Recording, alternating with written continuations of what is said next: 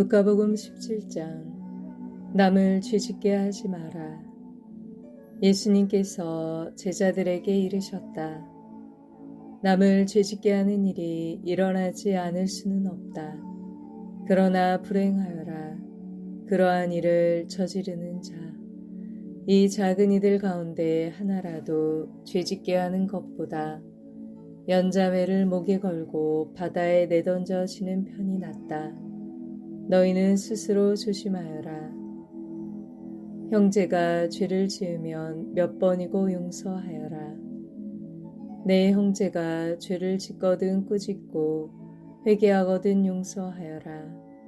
그가 너에게 하루에도 7번 죄를 짓고 7번 돌아와 회개합니다 하면 용서해 주어야 한다.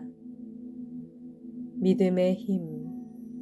사도들이 주님께 저희에게 믿음을 더하여 주십시오 하고 말하였다. 그러자 주님께서 이르셨다. 너희가 겨자씨 하나일 만한 믿음이라도 있으면 이 돌 무화과 나무더러 뽑혀서 바다에 심겨라 하더라도 그것이 너희에게 복종할 것이다. 겸손하게 섬겨라. 너희 가운데 누가 밭을 갈거나 양을 치는 종이 있으면 들에서 돌아오는 그 종에게 어서와 식탁에 앉아라 하겠느냐. 오히려 내가 먹을 것을 준비하여라. 그리고 내가 먹고 마시는 동안 허리에 띠를 메고 시중을 들어라. 그런 다음에 먹고 마셔라 하지 않겠느냐. 종이 분부를 받은 대로 하였다고 해서 주인이 그에게 고마워하겠느냐. 이와 같이 너희도 분부를 받은 대로 다하고 나서 저희는 쓸모없는 종입니다. 해야 할 일을 하였을 뿐입니다 하고 말하여라. 나병 환자 10사람을 고쳐주시다. 예수님께서 예루살렘으로 가시는 길에 사마리아와 갈릴레아 사이를 지나가시게 되었다. 그분께서 어떤 마을에 들어가시는데 나병 환자 10사람이 그분께 마주 왔다. 그들은 멀찍이 서서 소리를 높여 말하였다. 예수님, 스승님, 저희에게 자비를 베풀어 주십시오. 예수님께서는 그들을 보시고 가서 사제들에게 너희의 몸을 보여라 하고 이르셨다. 그들이 가는 동안에 몸이 깨끗해졌다. 그들 가운데 한 사람은 병이 나은 것을 보고 큰 소리로 하느님을 찬양하며 돌아와 예수님의 발 앞에 엎드려 감사를 드렸다. 그는 사마리아 사람이었다. 그러자 예수님께서 말씀하셨다. 10사람이 깨끗해지지 않았느냐? 그런데 9은 어디에 있느냐? 이 외국인 말고는 아무도 하느님께 영광을 드리러 돌아오지 않았단 말이냐. 이어서 그에게 이르셨다. 일어나 가거라. 내 믿음이 너를 구원하였다. 하느님 나라의 도래.